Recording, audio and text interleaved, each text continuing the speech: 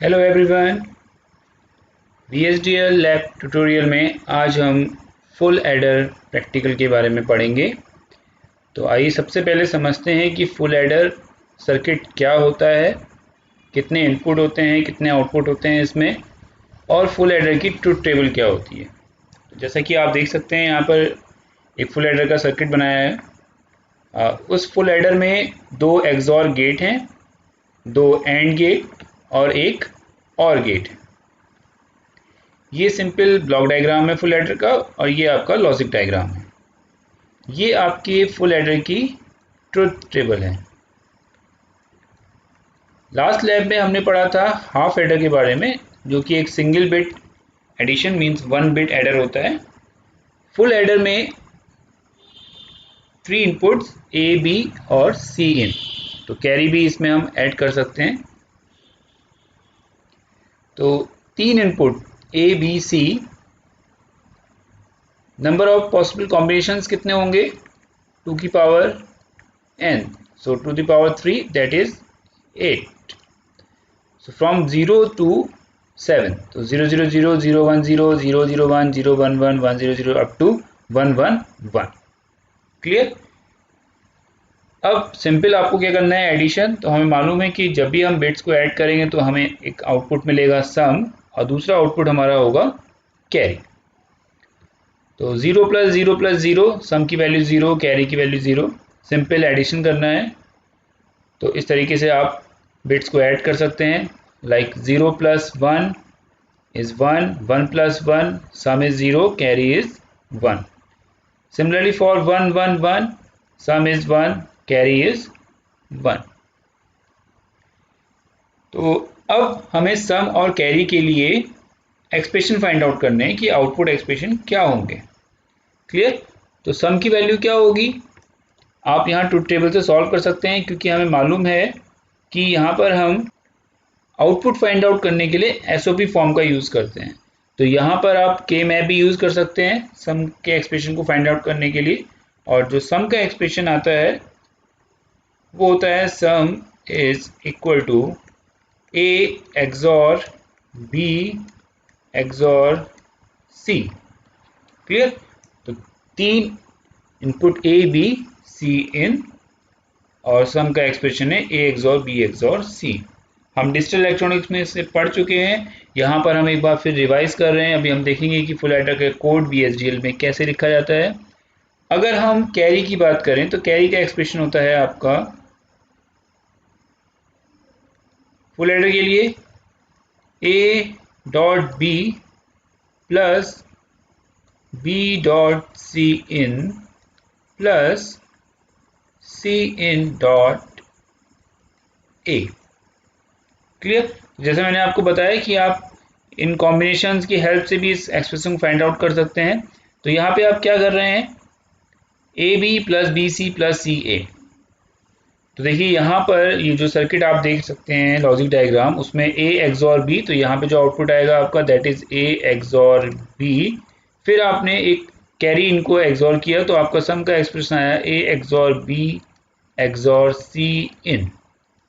Clear?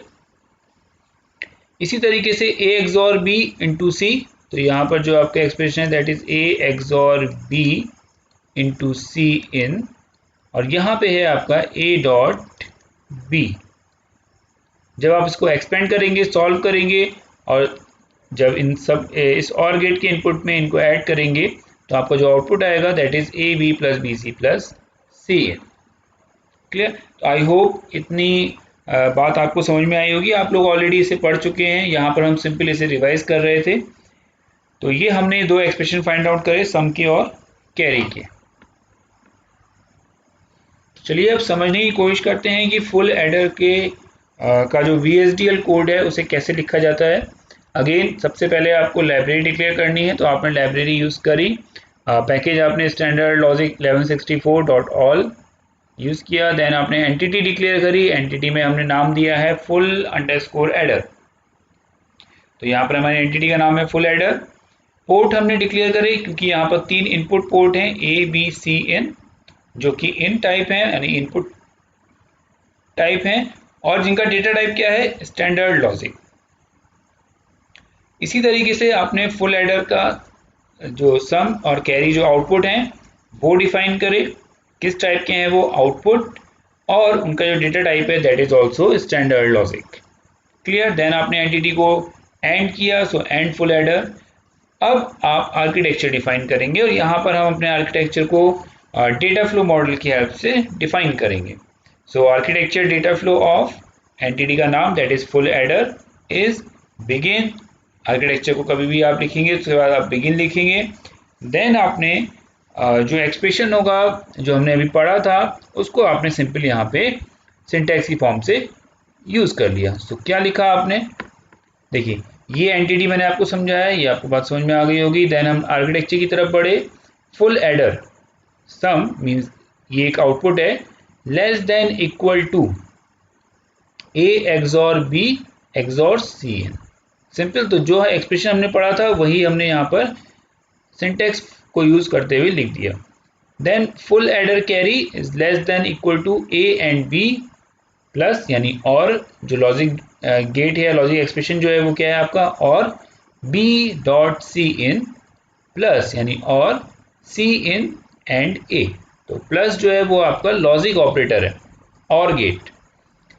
Simple, अब आप and data flow करेंगे और आपका VHDL कोड फुल एडर के लिए कंप्लीट हो गया। आइए अब देखते हैं कि टेस्ट बेंच का कोड कैसे लिखेंगे। तो टेस्ट बेंच के कोड को लिखने के लिए जैसा मैंने आपको बताया एंटिटी में कुछ भी नहीं लिखा जाता है, तो एंटिटी एम्प्टी है। आप यहाँ टेस्ट बेंच लिख रहे हैं तो आप क्या लिखेंगे, full adder TB test bench. Clear. फिर आप आर्किटेक्चर डिफाइन करेंगे जिसके अंदर आप एक कंपोनेंट डिक्लेयर करेंगे, डिफाइन करेंगे। कंपोनेंट का नाम आपने रखा फुल एडर। पोर्ट आपने डिफाइन करे ABC in input type, sum carry output type. और जैसा मैंने आपको हाफ एडर के केस में बताया था कि सिग्नल्स की या जो वैल्यूज आप अप्लाई कर रहे हैं AB की वो चेंज हो रही हैं, तो उनको ट्रांसफर करने के लिए आप सिग्नल का यूज करेंगे। तो आपने यहाँ सिग्नल डिफाइन करे ABC in full adder sum full adder carry, begin किया और उसके बाद उसे पोर्ट मैप कर दिया। तो पोर्ट मैप में ए की वैल्यू ए पे जा रही, बी की वैल्यू बी पे, C in full adder sum full adder carry. तो जो जो वैल्यू आप अप्लाई करते जाएंगे वो सिग्नल्स की हेल्प से उन पोर्ट्स पे आपको मिलती रहेंगी। अब आप वैल्यूज अप्लाई करेंगे तो डेफिनेटली आपके पास 3 इनपुट हैं, 7 कॉम्बिनेशंस बनेंगे। 8 कॉम्बिनेशन मीन्स 0 to 7 तक जाएंगे वो। सो 0 0 0 इनिशियल वैल्यू होगी और सबसे लास्ट जो वैल्यू होगी वो होगी आपकी 1 1 1। आपने यहाँ पे दो इनपुट्स या दो कॉम्बिनेशंस के बीच में 10 नैनोसेकंड का वेट यानी डिले दिया है। तो आप जब वेव फॉर्म में देखेंगे इसे तो आपको 10 नैनोसेकंड के बाद अपनी वैल्यूज चेंज होती हुई दिखेंगी। मीन्स ABC के जो कॉम्बिनेशन है, जो वैल्यूज हैं वो 10 नैनोसेकंड के बाद चेंज होंगे। तो then wait complete, end process, आपने प्रोसेस को एंड किया और टेस्ट बेंच को एंड किया। तो आई होप आपको ये कोड समझ में आया होगा। अब हम इस कोड को, जैसा कि हम अपने सारे प्रैक्टिकल्स EDA प्लेग्राउंड में कर रहे हैं, परफॉर्म कर रहे हैं, तो आइए अब देखते हैं कि EDA प्लेग्राउंड में इसे हम कैसे लिखेंगे और कैसे हम इसे सिमुलेट करने के बाद वेव फॉर्म की हेल्प से वेरीफाई करेंगे। क्लियर। तो सिंपल EDA प्लेग्राउंड को यूज़ करने के लिए आप यहाँ पे जाके लॉगिन करिए। लॉगिन करने के बाद आपकी विंडो ओपन हो जाएगी।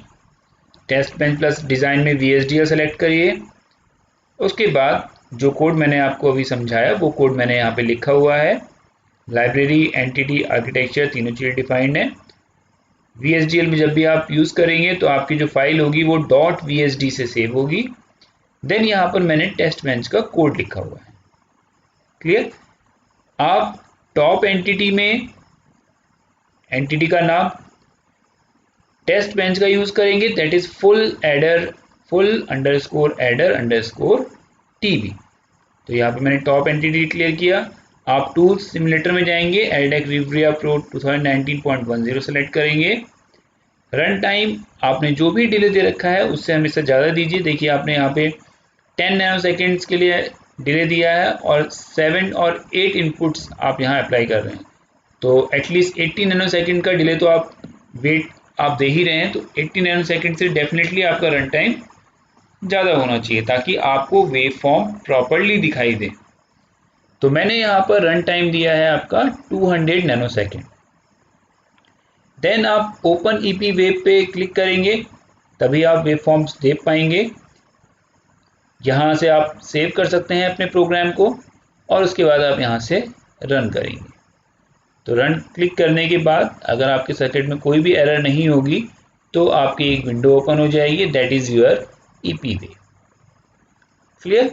तो अब देखिए, आप यहाँ देख सकते हैं आपने जो भी कॉम्बिनेशन अप्लाई करे, initial combination A B C in, उसके लिए कैरी एंड सम।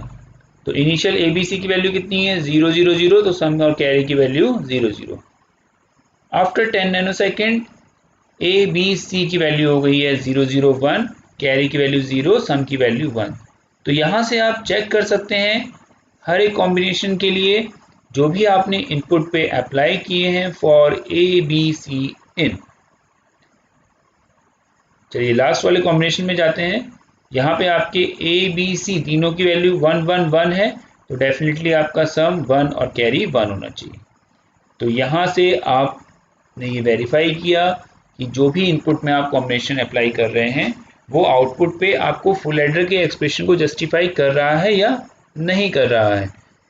तो यानी कि आपने जो VHDL कोड लिखा फुल एडर के लिए that is right. I hope ये ट्यूटोरियल आपको समझ में आया होगा कि how to implement or how to write VHDL code for full adder and how to simulate it with the help of EDA playground। So आज के ट्यूटोरियल में इतना ही। Thank you.